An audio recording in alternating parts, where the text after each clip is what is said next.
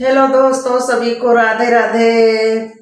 मैं हूं आपकी शालिनी सिंह। देखिए, एक छोटा सा चुटकुला नाच गीत है। अच्छा लगेगा तो चैनल को लाइक सब्सक्राइब जरूर करिएगा और ज़्यादा से ज़्यादा सपोर्ट बनाए रखिएगा।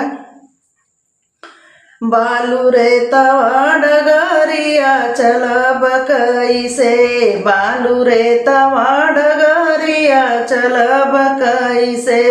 ओही बालू रे तवा में ससुर मोर कुआं खनावे, ओही बालू रे तवा में ससुर मोर कुआं खनावे।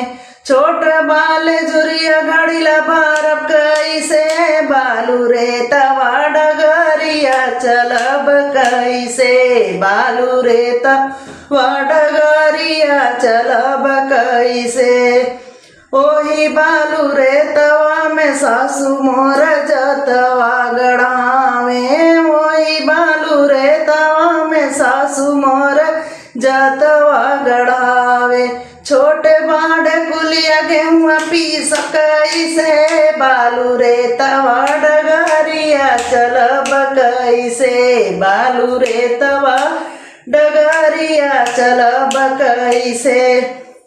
ओही बालू रे तवा में भसुर मोर, ओही बालू रे तवा में भसुर मोर झूलवा टंगावे, ओही बालू रे तवा में भसुर मोर झूलवा टंगावे। तापे दोपहरिया झलुआ झूलब कैसे, बालू रे तवा डगरिया चलब कैसे, बालू रे तवा डगरिया चलब कैसे।